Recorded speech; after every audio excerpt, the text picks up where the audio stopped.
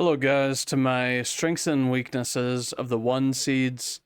Obviously, with these two teams, they are the best of the best. They perform the best. That is why they were the number one seeds. And like last week, when I delved into these things, I tried to stick to doing three strengths and three weaknesses, although I kind of gave, the Chiefs a little bit of the benefit of having four strengths because I think that that's really what sets them apart in playoff football, and I feel like it wouldn't do them justice. As much as we don't like hearing about the Chiefs, there is a reason why, they're going to be the most feared, even having been banged up so much offensively this year. But without further ado, let's get into it. Starting off with the Chiefs, because I'm sure people don't want to hear about this too much. I think that their weaknesses are that their offensive depth is kind of low. They obviously still don't have Rashee Rice. They don't have Sky Moore. There's a number of pieces that are injured. Not as much now, because obviously they have Kareem Hunt, who's done well. Pacheco has come back and he's been doing well. And then you have, new addition, Xavier Worthy, who was obviously very, very healthy. DeAndre Hopkins, who they traded for, and hasn't gotten injured and has really good chem with, and then we, of course, can't forget about Kelsey. And I'll even throw Noah Gray out there. I think, if he was on another team, he would definitely be a bona fide starter. That would be very, maybe above average.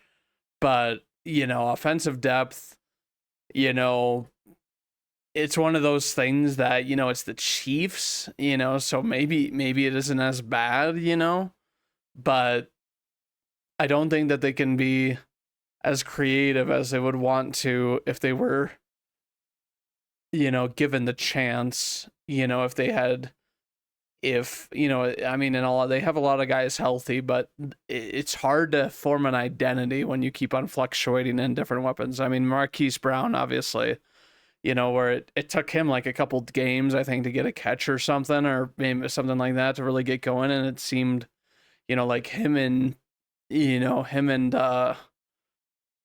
Mahomes weren't on the same page completely during the games. The other thing that I'll say is that they're not high scoring. They do a very good job of controlling, and I think that that's their prerogative. I don't think they want to get into shootouts with anybody, and obviously their defense, they want to keep their defense as fresh as they can be because that's been the reason they've won. I'll say it last year and then, this year, so you roll the dice enough on these kind of 50-50 games or one possessions, and you may eventually lose, even given the talent and the experience of this team. I put rustiness as weakness under 3 because obviously Mahomes hasn't thrown an in-game pass since Christmas. So, not quite a month's time, but and it's really not a fair comparison, but you looked at Jalen Hurts last week on the Eagles. He had been out with a concussion, for a few games. And, I doubt that Mahomes will be rusty, but who knows? And maybe the receivers won't, feel on the same page as them. You never know who it's going to affect, that their QB hasn't had game time reps in a while. So maybe look for that to be, a slow start. Another reason why they might not be high scoring. Now, strengths, like I said, I put 4, Hall of Fame QB. Don't need to talk about Mahomes. Mahomes, apparently had an ankle injury this year, but, that was just like a major smoke screen. And it's like the guy, keeps on playing and doing Mahomes things. Elite plus healthy defense. I guess I forgot to add the why there. Don't ask me why. So obviously the defense is healthy. You got guys going from Chris Jones, McDuffie, Nick Bolden, Chanel, Karlaftis, Reed, and just a bunch of different guys that it's like, play well in this system, and it's playoff time.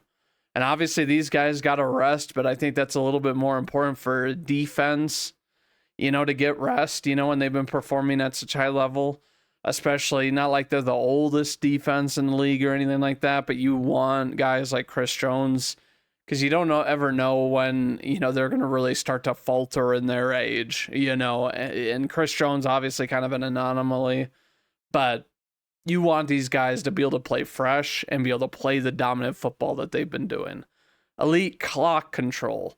This goes down to like if the Chiefs know it that they need to score quick even, or if they need to score quick, make a stop, and then get the ball last, or if they need to know that they need to go on a long drive, they are more than capable of doing that. They are, it'll play into, common strength 4, but they are very well coached, and, we'll jump right in, and that sort of thing. I guess I didn't really put, elite coaches on here. You see, the Chiefs are just such a good team. There's a reason why they're a championship caliber team every single year. But elite clock control, and that goes down to coaching. I guess I didn't put that on there. I kind of have an interesting take for number 4, but never playing out of their ability. This is something that I think the Chiefs do better than any team, and that's why they've had the most recent success. There are teams that they're good and they have talent, but then you kind of get into a lull. Like, for example, I think the Vikings got into this where they think, oh, we have Jones, Hawkinson, Jefferson, and Addison, and then even Jalen Naylor, who played well this year. Well, they stuttered, their final 2 games where they lose to the Lions, and it really just looks, bad. And then they look, just as bad against the Rams the next week, and I've made this point about certain teams that it doesn't really matter who you have. It's about when you get hot, and being hot going into the playoffs it's necessary.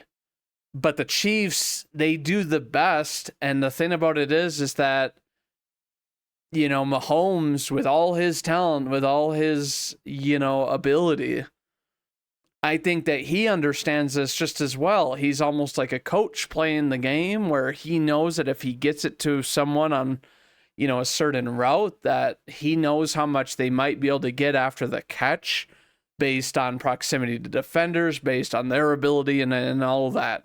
And, this team they're just so good at staying composed, and it's just a very rare thing, and I think it is what has set the Chiefs apart in recent years.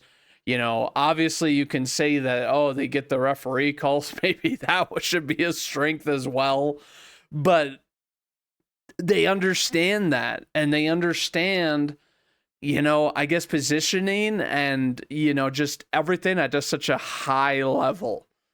And their QB understands it. But that's it for, the Chiefs. I'm sure everyone hates how long I've talked about them at this point. But we're moving on to our another 1 seed.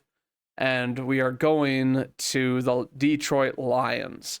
Now, Detroit, obviously, I gave 3 each. I think they're a good team. Was hard to figure out what their weaknesses should be. I put injured defense. I think this is beating a dead horse at this point.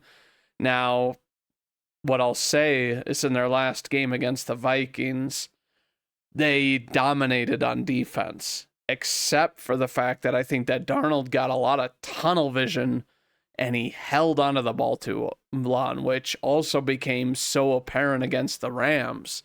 So it's like, to me, was it as much a dominant performance by Detroit, or was it, really the Vikings reeling and defeating themselves and becoming unraveled at the end of the very end of the season? So I would lean more towards the Vikings kind of, doing what the Vikings do. They always seem to fail, even with how hot they can be, with how good they can be. It's like they always seem to unreal. And I mean, I would know. as a as a Vikings fan, I still remember, way back when, before they traded Moss, and I was like, yeah, screw this team. I'm not a fan of teams that get rid of, Hall of Fame players, but I was a fan in 98, and they just so happened to lose to the Falcons in the championship game. And it's like, you can't tell me. And they had, Carter, Reed, and then Moss. And it's like the original freak Moss. And it just came falling apart. So, I'd like to lean more that it was the Vikings and doing Vikings things, unfortunately, because I thought it could be a really fun playoff if they were able to get to the divisional round, but they weren't. And it could still be really fun. But the Lions, to me, I just don't see them dominating that way every single game. They like to play man coverage. They do have a gritty team, but I just think that the more you try to play tough, against this better talent, then you could lose. I mean, you could lose, given that these guys might get beat, on your defense. Number 2, what I put was long ball consistency. I know that Jamison Williams is a speed freak, but he is kind of the only one that is a deep threat to worry about on the Lions. But they don't consistently do well throwing it deep downfield. This is much more of a team that's dice you up and throw underneath that, and then it plays into the, kind of their third weakness, fourth down. Now, it hasn't really, been one of those things where, they've been unsuccessful this year. I wouldn't say they perfected this fourth down thing, but they just have quite the team to be able to do it. So, maybe playoffs will be different. Maybe it'll come back to bite Campbell in the ass, but who knows? And I think this long ball consistency, because Goff, the last time he was throwing long balls was against the Texans, and he threw a bunch of picks, 5 picks, I believe. So it's one of those that they want to play within where Goff is comfortable. And I think that's the one reason why you could say he's not an elite QB. He does not do as well throwing it deep. But the strengths of this team, elite O-line, Penei Sewell, their center Ragnow, and then even the fact that they plug in another lineman, Skipper, to catch passes. I mean, it's just kind of ridiculous. But, along with that, the dominant running back duo. Montgomery doesn't have an injury designation, so they are now with Gibbs and Montgomery, much to the, strength of them. And maybe I wouldn't say the dismay of Gibbs, because he, while he proved he could be the workhorse, I'm sure that he would like to stay fresh and be able to break bigger runs with their wear down style of offense. And then, of course, the thing too is that they're well coached. The thing that I say about that, and the reason why I said it here, was because they have them playing very, very smart football and very unique football. And even though the defense is injured, they do play very energetic, and they don't give up on the ball, and they are always motivated to try and make a play, regardless of what is going on. But that is kind of it. I know that it was kind of a a little bit of a more lighthearted thing for the 1 seeds, but I think at this point a lot of people, they know who these teams are.